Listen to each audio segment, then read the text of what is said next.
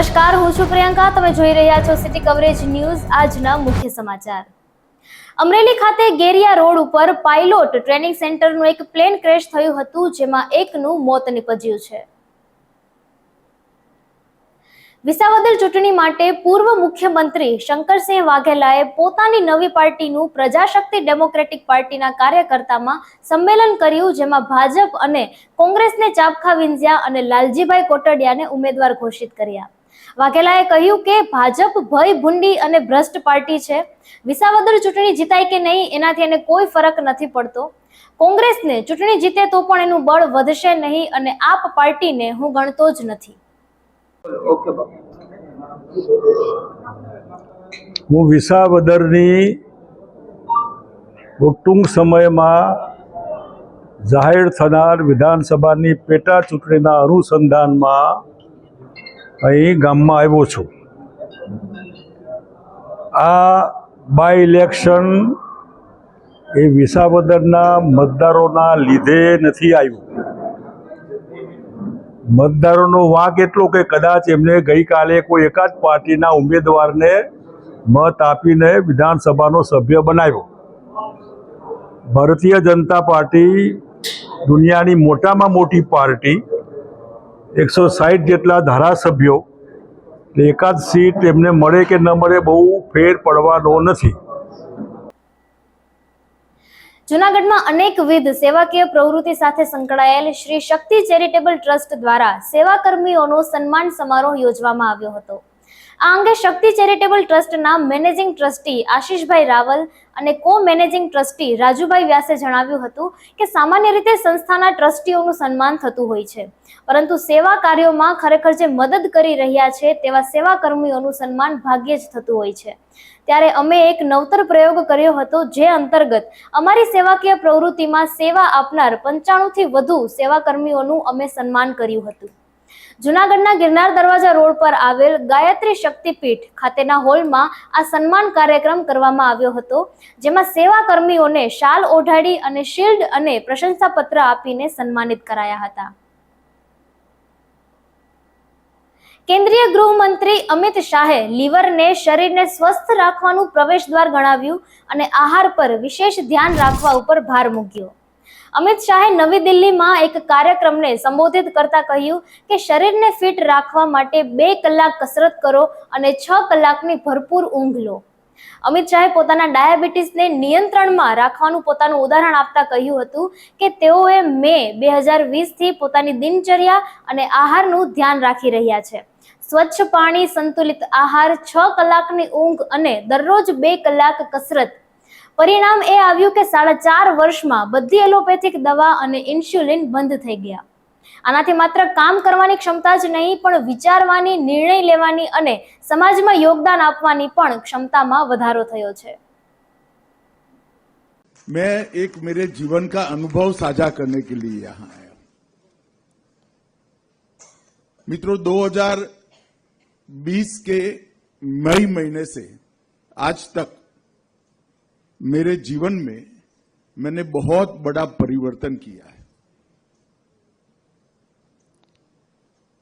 शरीर को जितनी चाहिए इतनी नींद, शरीर को जितनी चाहिए इतना पानी और शरीर को जैसा चाहिए ऐसा आहार और नियमित व्यायाम से मैंने मेरे जीवन में बहुत कुछ हासिल किया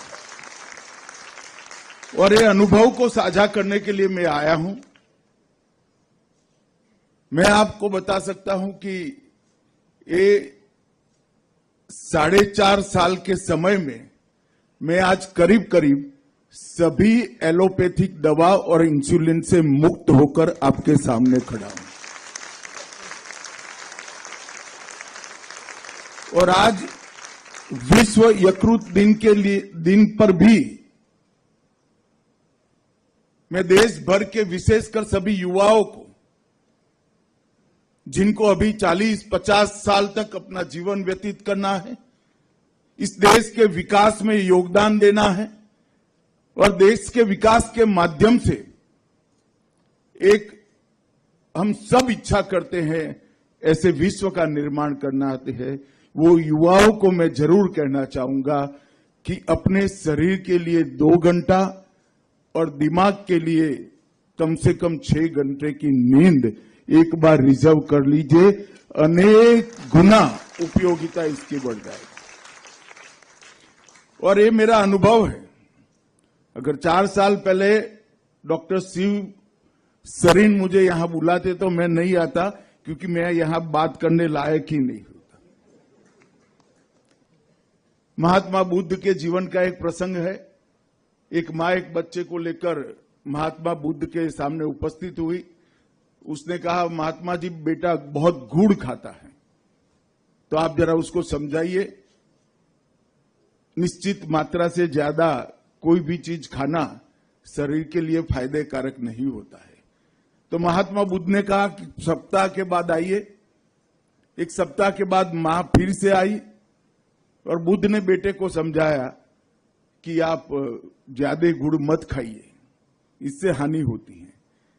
फिर मां से रहा न गया, उसने पूछा कि आपने यही बात एक सप्ताह पहले क्यों नहीं की?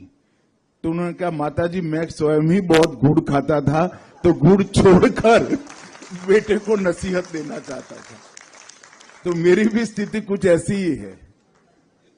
मेरे जीवन में डिसिप्लिन लाने का किसी एक महात्मा के आग्रह के कारण मैंने निर्णय किया, और इन निर्णय का मुझे बहुत फायदा हुआ है। ये शेयर करने के लिए मैं आज यहां आया हूं।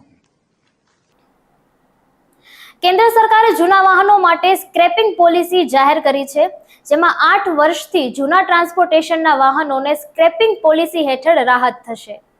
પ્રદૂષણ ફેલાવતા વાહનોને સ્ક્રેપ કરવા માટેના નિયમો જાહેર કરાયા છે, જેમાં પોલિસી અંગેની માહિતી પરિવહન પોર્ટલ પર પણ ઉપલબ્ધ છે। સોનામાં આગ ઝરતી તેજી યથાવત છે। ગોલ્ડ મેજિક સોનામાં તેજી બેફામ વધી રહી છે। 10 ગ્રામ સોનાનો ભાવ 1 લાખ ને પાર।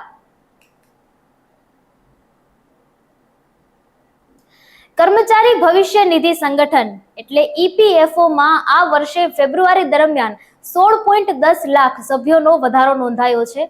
અગાઉના વર્ષ ફેબ્રુઆરી 2024 ની સરખામણીમાં આશરે 4% વધારો નોંધાયો છે। ભારતીય રિઝર્વ બેંકે સોમવારે બેંકોને 10 વર્ષથી વધુ વયના સગીર બાળકોને સ્વતંત્ર રીતે બચત તેમજ સમયગાળા સાથે જમા ખાતું ખોલાવવાની મંજૂરી આપી છે। કેન્દ્રીય બેંકે આ સંદર્ભમાં સગીરોના જમા ખાતા ખોલાવવા અને સંચાલન પર સંશોધિત નિર્દેશ જાહેર કર્યા છે, જેમાં આરબીઆઈએ વાણિજ્યિક બેંકો અને સહકારી બેંકોને ઇસ્યુ કરેલ એક પરિપત્રમાં કહ્યું છે કે કોઈપણ વયના સગીરોને પોતાના પ્રાકૃતિક કે કાનૂની વાલીના માધ્યમથી બચત અને ફિક્સ્ડ ડિપોઝિટ જમા ખાતું ખોલાવવા અને સંચાલિત કરવાની મંજૂરી આપી શકાય છે। બાળકને પોતાની માને વાલી તરીકે રાખીને પણ આવા ખાતા ખોલાવવાની મંજૂરી આપી શકાય છે। હવે તમે રસ્તામાં ચાલતા હશો તો હોર્નનો કર્કશ અવાજ નહીં સંભળાય, પણ બાંસુરી, વાયોલિન, તબલા અને હાર્મોનિયમના અવાજો સંભળાશે। કેન્દ્રીય મંત્રી નીતિન ગડકરીએ સોમવારે જણાવ્યું હતું કે તેઓ એક એવો કાયદો લાવવાની યોજના બનાવી રહ્યા છે જેમાં વાહનોમાં હોર્નના કર્કશ અવાજની જગ્યાએ બાંસુરી, તબલા, વાયોલિન અને હાર્મોનિયમના ધ્વનિ સાંભળવા મળશે। સિટી કવરેજ ન્યૂઝના ડેઇલી અપડેટ માટે અમારી ચેનલને લાઇક કરો, શેર કરો અને સબસ્ક્રાઇબ કરો। આવતીકાલે મળીશું ફરી નવા સમાચારો સાથે। City coverage news Junagadh.